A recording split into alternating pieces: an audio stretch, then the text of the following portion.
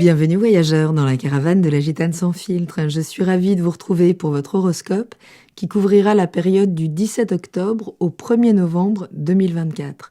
Cette vidéo fait suite à l'analyse générale de la pleine lune du 17 octobre qui a lieu en bélier. Je vous invite toujours à monter votre thème si vous avez votre heure de naissance. Vous pouvez le faire rapidement et gratuitement et vous trouverez un tutoriel sur ma chaîne. Le lien direct s'affiche normalement sur l'écran.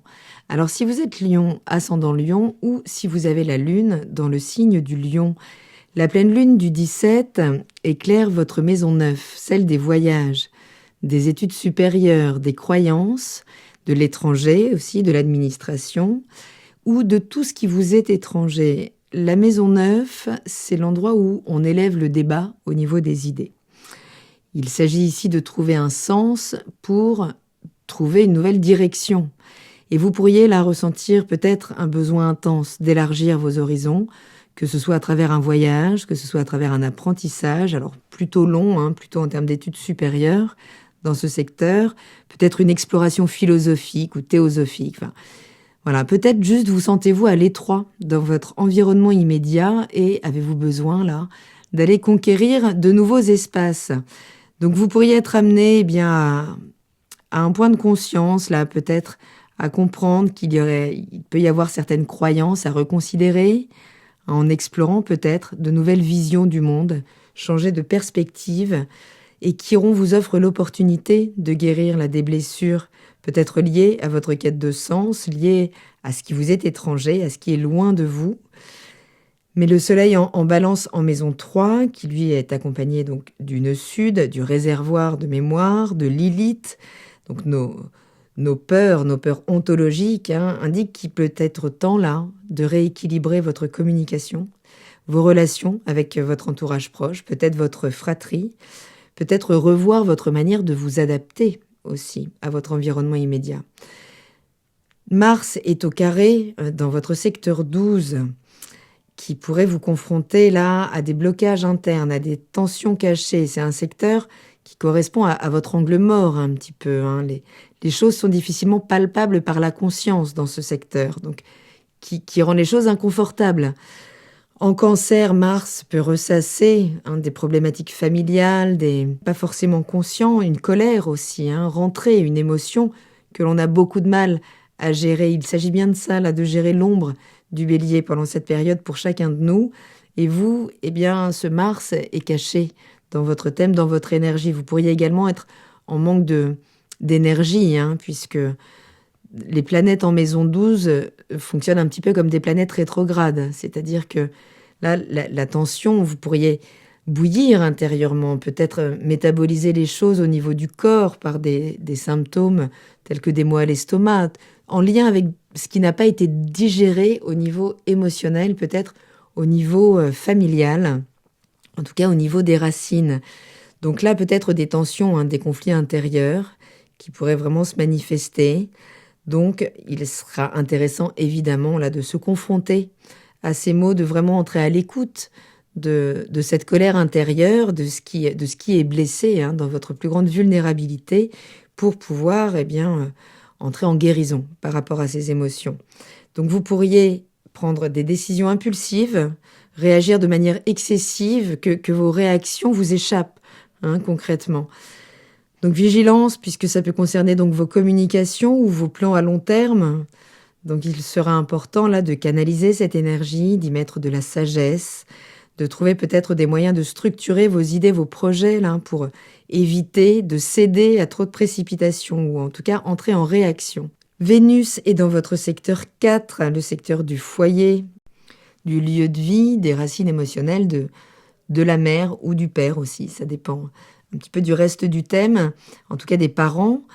Et cette Vénus, elle est sur les derniers degrés là, du Scorpion. Elle vient dès le lendemain entrer dans l'énergie du Sagittaire. Donc vous avez peut-être eu la possibilité là d'aller contacter vos racines émotionnelles plus en profondeur, de vous confronter à des choses peut-être plus délicates, puisque Vénus n'est pas forcément à l'aise dans cette énergie du Scorpion. Mais l'idée est de finalement se détacher peut-être de schémas toxiques en lien avec les rapports de force peut-être, en lien avec les parents, et qui régissent aujourd'hui cette part inconsciente qui peut vous faire sortir de vos gonds, qui peut vous laisser noyer en fait par des émotions, une insécurité émotionnelle qu'il serait intéressant là de mettre en conscience et de travailler. Puisque donc Vénus est sextile, donc elle est stimulée par Pluton qui a repris sa marche directe dans votre secteur du quotidien. Et elle est également trigone, donc en aspect d'harmonisation à Neptune, dans votre secteur des transformations, qui est en lien également avec Pluton. Tout ça vous invite à vous réconcilier avec des dynamiques familiales profondes, à transformer votre quotidien aussi, en y apportant peut-être plus de sensibilité, plus d'empathie, plus de douceur vis-à-vis de vous-même, dans le soin que vous vous apportez, pour peut-être vous permettre d'être dans une interaction peut-être un peu moins rigide dans votre quotidien, peut-être dans votre environnement de travail. En tout cas, là, Pluton va quitter une bonne fois pour toutes cette énergie du Capricorne pour arriver en opposition avec votre signe. Donc là, c'est important pendant cette période de vous laisser guider vraiment par votre intuition, faire confiance, et c'est ce qui est complexe peut-être avec vous, il y a du lâcher-prise dans l'histoire là, faire confiance à l'évolution naturelle de vos relations, tant au niveau personnel que professionnel. Donc des systèmes à lâcher, et plus tôt vous en prendrez conscience, moins vous subirez donc cette énergie puissante là qui va bientôt s'opposer à la vôtre avec l'entrée de Pluton donc dans l'énergie du Verseau. Donc si vous êtes, surtout les premiers décans, si vous avez des points là importants dans les premiers décans du signe du Lion, ils seront bientôt confrontés à la puissance de destruction de Pluton, mais Pluton ne détruit tout ce qui n'est pas, que ce qui n'est pas authentique ou recyclable. Et de toute façon, avec lui, autant le savoir, on perd le bras de fer. Donc voilà, plutôt que de rester arc-bouté là sur des vieux systèmes, autant lâcher, accepter ce qui doit disparaître, ce sera d'autant moins difficile et ça libérera d'autant plus de puissance. Donc ce ciel va continuer d'évoluer, évidemment, pendant cette quinzaine. Le 18 octobre, donc le lendemain de cette pleine lune, Vénus entre dans l'énergie du Sagittaire, en même temps que la lune entre dans l'énergie du Taureau. Donc Vénus en Sagittaire, elle vient calmer un petit peu la détention qui aurait pu être délicate, peut-être en lien avec le foyer. Elle illumine votre maison 5, celle des plaisirs, de la romance, de la créativité, de l'auto-estime aussi. Donc c'est une bonne période là pour vous reconnecter à ce qui vous passionne, à ce qui vous fait vraiment vibrer, à ce qui vous remet dans l'instant aussi, ce qui vous permettra de vous détacher aussi d'un passé qui peut être peut-être souffrant, et pour vous engager dans des activités qui vous procurent de la joie. Vénus dans ce secteur, elle peut apporter de la chance, concrètement. Elle peut raviver l'amour, le sentiment amoureux dans votre vie, vous donner l'opportunité peut-être de créer quelque chose d'artistique. La lune en Taureau, qui transite votre secteur des ambitions, de la vie publique, mettra, elle, en lumière votre statut social. Donc ce sera le bon moment, là, à partir de cette auto-estime que vous pourrez rebooster, à partir de ce positivisme que vous pourrez atteindre, à contacter vraiment la joie de l'instant, ce sera un bon moment pour vous concentrer, là, sur vos objectifs professionnels. Le sextile entre Vénus et Pluton vous offre vraiment une belle opportunité de transformer votre manière de travailler, d'interagir avec vos collègues, d'organiser votre quotidien, donc de trouver des espaces de ressources, c'est fondamental pour une routine quotidienne qui serve vos systèmes et qui vous permettent de décompresser. C'est pour ça que là, vous pourriez être confronté par Mars dans ce secteur 12 par une espèce de combustion interne qui correspond à une mauvaise répartition de votre temps au quotidien, de votre organisation. Donc utilisez vraiment là cette période pour introduire les changements nécessaires qui vous apporteront plus d'efficacité au quotidien et peut-être plus de vibrance aussi. Le 20 octobre, la Lune entre dans le signe du Gémeaux, où elle transite le secteur des amitiés, des réseaux, des projets collectifs, des rêves à long terme, des projets collaboratifs.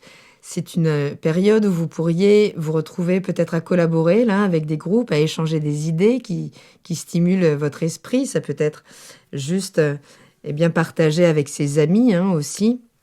Mercure qui maîtrise cette énergie du Gémeaux est en Scorpion, donc dans le secteur de la famille, du foyer, du lieu de vie, et vous pousse à réfléchir peut-être profondément à vos racines, à vos bases émotionnelles. Donc les échanges au sein de la famille ou des proches ou des réseaux pourraient vous aider à mieux comprendre votre rôle, votre place justement au sein de ces groupes et peut-être vous réaxer dans des aspirations profondes. Là, les choses sont vraiment en train de se remettre en place, mais il y a quand même des systèmes à lâcher. Le 21 octobre, la Lune est conjointe à Jupiter, qui est rétrograde dans cette énergie du Gémeaux. Donc dans cette maison 11 toujours, qui pourrait vous inciter soit à revoir des projets que vous avez mis de côté, peut-être réévaluer vos relations, avec certains amis. Il y a l'idée là vraiment de développer avec la rétrogradation de Jupiter une forme de densité intérieure. Cet autre que l'on va chercher à l'extérieur dans la relation, peut-être donc dans vos réseaux, dans cette convivialité que vous pouvez avoir, eh bien là se tourne vers l'intérieur. Il y a l'idée de devenir son propre meilleur ami pour offrir une meilleure qualité relationnelle, vivre une qualité relationnelle au sein de ces réseaux plus importante quand Jupiter reprendra sa marche directe, donc en février 2025. Mercure en Scorpion, donc je disais toujours dans ce secteur du foyer, du lieu de vie, des racines émotionnelles, des parents aussi vous invitent donc à vous tourner vers votre passé là pour y puiser peut-être les leçons, l'expérience qui pourront vous aider à avancer à partir de maintenant. Il y a une occasion à saisir, là, comme un tremplin. C'est une bonne période pour réfléchir à vos objectifs à long terme, à la manière dont vous souhaitez collaborer avec les autres, la qualité d'amitié que vous souhaitez vivre, ce que vous vivez dans votre manière d'interagir avec les autres, dans un partage de valeurs qui vous sont essentielles. Le 22 octobre, la Lune entre dans l'énergie du Cancer, où elle est carrée au nœud lunaire. Donc elle transite ce secteur 12, ce secteur où l'introspection est vivement recommandée pour ne pas être contraint de se retrouver enfermé, que ce soit dans un contexte hospitalier ou autre, pour compenser cette pression-là qui pourrait être intérieure et qui doit absolument être mise en conscience, parce que vous devez prendre soin de cette colère qui peut se manifester intérieurement. Parce que les choses sont souvent cachées dans le secteur 12 quand même, donc l'idée là c'est d'exploiter ce qui se passera pendant ces moments-là pour explorer vos peurs inconscientes, revisiter certaines expériences passées pour en tirer juste la substance, l'expérience et vous en détacher une bonne fois pour toutes pour pouvoir aller vers ce nœud nord. Donc ce carré, il peut créer des tensions en lien avec, vous avez d'un côté votre sécurité, votre environnement immédiat, le secteur 3, et de l'autre côté, de nouveaux horizons à aller explorer. Et il peut y avoir des tensions puisqu'il y a un idéal là qui est en train de s'ouvrir, mais ça peut demander à lâcher quelques relations, quelques systèmes, peut-être des projets, là pour venir nourrir cette aspiration à élargir les horizons, à revoir votre vision du monde, votre manière de communiquer et d'interagir. Donc attention, réactions émotionnelles incontrôlées, vraiment. L'ombre du bélier, là, que l'on travaillera tous pendant cette période, pourrait se manifester. Évitez les réactions excessives qui pourraient générer d'autant plus de frustration et finalement donner une forme de cristallisation à des peurs refoulées qui, de toute façon, devront être travaillées avec, je le disais, l'opposition de Pluton, qui ne devrait plus tarder en fonction, évidemment, de quel décan du lion on parle. Le 23 octobre, le soleil entrera dans le signe du Scorpion, dans ce secteur du foyer, des racines, du lieu de vie, secteur de la famille, de votre sécurité émotionnelle, votre cocon. Et cette période, là, elle mettra en avant les questions liées à toutes ces thématiques, peut-être à votre passé, et vous permettra de réinitialiser les choses pour qu'elles correspondent mieux à votre besoin de stabilité et de sécurité émotionnelle. Donc ce sera une période là où vous pourriez ressentir un désir de renforcer vos bases, vraiment, qu'elles soient à travers les liens familiaux ou à travers des actions visant à améliorer votre espace personnel. Le 24 octobre, la Lune entrera dans le signe du Lion, où elle se trouve carrée au Soleil en Scorpion. Donc un moment toujours un petit peu intense, puisque tout ça va se passer dans votre secteur 1, en carré, donc avec le secteur de la famille. Ça met l'accent sur vous, votre apparence, votre manière d'interagir avec le monde, de vous présenter au monde. Mais le carré avec le soleil en maison 4 peut créer là une tension vraiment entre vos besoins, ce que vous avez besoin d'exprimer, de reconnaître, et vos responsabilités familiales. Et ce qui doit être déployé pour maintenir des relations aussi qui sont importantes et qui correspondent également à votre ancrage. Donc vous pourriez vous sentir tiraillé entre ce que vous voulez pour vous, ce que les autres attendent de vous à la maison. Donc utilisez ce moment-là justement pour trouver un équilibre entre vos désirs individuels et vos demandes familiales. Il y a de toute façon toujours un équilibre, un point central à trouver. Donc ce sera un transit là particulièrement sensible, hein, forcément pendant 2 jours, surtout sensible à la manière dont les autres vous perçoivent. Donc voilà, attention aux réactions impulsives. L'avis de l'autre, c'est l'avis de l'autre. Ne surdramatisez pas les choses, hein, c'est toujours des moments très sensibles, parce que vous pourriez vous sentir un peu plus vulnérable ou peut-être davantage en quête de validation. Le 27 octobre, la Lune entre dans l'énergie de la Vierge, transite votre secteur des finances, des ressources personnelles. C'est une période idéale là pour organiser justement ce secteur de votre vie, réfléchir peut-être à de nouvelles façons d'améliorer votre sécurité matérielle. Mercure est toujours en Scorpion, il maîtrise la Vierge, conjointement avec Chiron dans votre secteur 4, tout ça peut vous encourager à penser vraiment à des investissements liés donc au foyer, à la maison, à l'environnement familial. Ce sera un bon moment là pour prendre le temps de faire des plans à long terme pour penser à votre stabilité financière, ce qui se joue forcément en parallèle avec la sécurité émotionnelle.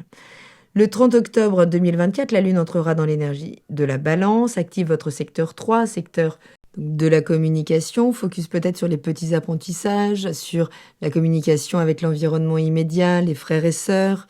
Ça peut être un moment donc d'interaction là avec votre entourage proche, où vous pourriez avoir des échanges harmonieux, où vous pourriez entrer dans des négociations, peut-être dans le cadre d'activités liées à l'apprentissage, hein, si vous décidez peut-être à donner des formations finalement, en fonction des valeurs que vous reconnaissez à partir du passage de la Lune dans ce secteur, dans le secteur 2.